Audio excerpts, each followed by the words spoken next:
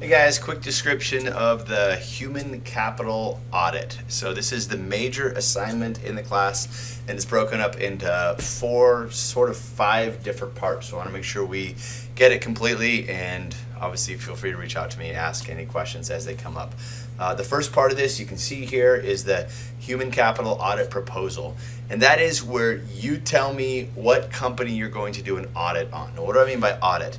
The big idea here is that we can take a look at a company. You get brought in, you're a consultant, you're a manager, you're a director, whatever it is, you get brought into a company, you can look and say, okay, here are all the processes and systems that we use that are related to humans, right? Human capital.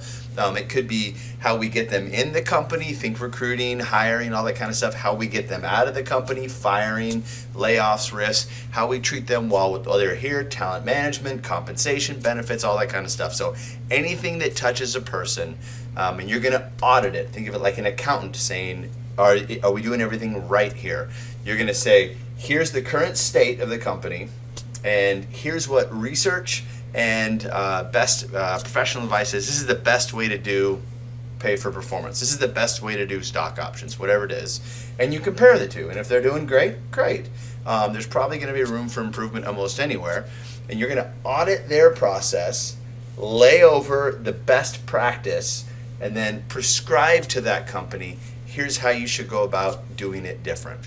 So the very first step in this is a proposal. That's where you tell me what the company is, what the industry is, make sure it's got enough people, whatever it is, 30 people maybe minimum, to actually have some sophisticated and some mature processes. Tell me what the company is. You might say, I don't know where a company is. I don't know the company that you're going to use either, but I'm sure you'll find it because everybody does every quarter. Could be a company you work in.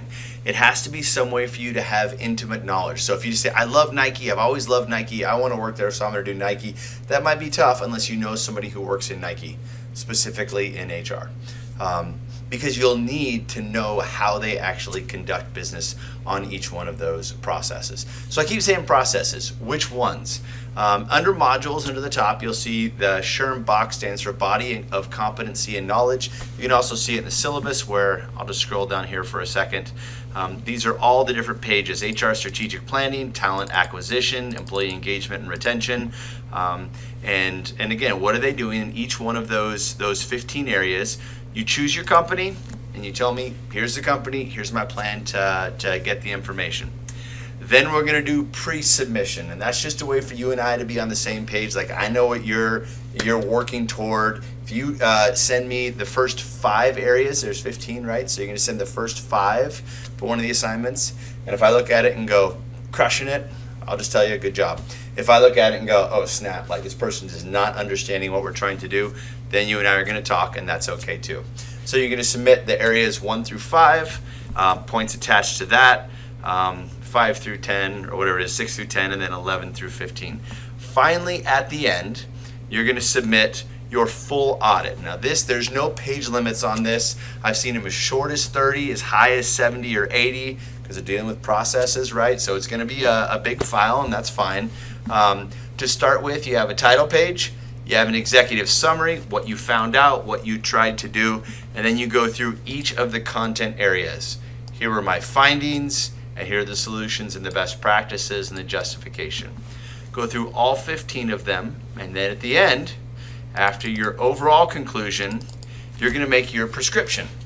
That is, you've just gone through 15 things at this company saying, okay, you're doing okay here, you're following through, you're breaking the law. This always happens, don't worry about it. Like, I think they're breaking the law. Yes, it happens. Employment law is complex. If you find that, that's probably a number 17, like, hey, we need to change this process. This is what you would prioritize. If the CEO or the owner is going to take this document from you and say, well, you're a consultant at this point, what do I need to go to work on? You give them, this is the top thing, here's why. This is the second most important thing, here's why. Okay, the grading criteria is there. I'm going to switch over to modules. Just kidding. Yeah, I am. Modules here. And across the top, you see the audit template. You can use this. A lot of students have found this helpful. This is great. You don't have to use it. If you're more of a linear thinker, then this might be helpful. So you can see across the left, there's 1 through 15. And in a sense, the whole idea of this project is you're going to fill in each one of these boxes. So let's just pick one. Talent acquisition. Okay, number 2. What are they currently doing in terms of recruiting and selection? Do they use a set of selection batteries? Are they using behavioral-based interviews? Are they doing competency assessments? All that kind of stuff. What are they currently doing? Next, what is the best scientific research? And I can point you to some things on this, actually back under modules. If you'd like, there's a book right here called The Handbook of Principles of Organizational Behavior.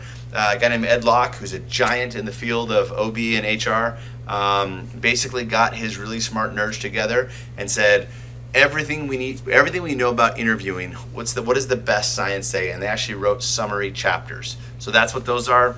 There's a way to find some science. You can also go to Google Scholar. Just make sure you have good sources.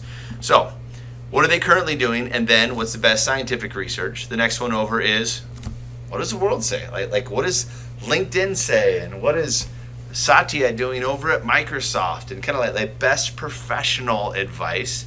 It may or may not be the same as the best scientific advice. There's usually a gap there. And then what do you see?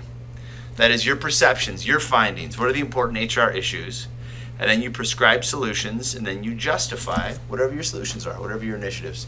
You're going to do that 15 times. This is a big, big assignment, and it's intentionally that way, right? It's macro level HR in this program. The idea is that you learn how to lead from the top, from the middle. You have a global view, or at least an enterprise-wide view of all the different HR and human capital processes that are in a company. So I'm sure there will be questions. That's okay, but that's the big idea of this assignment.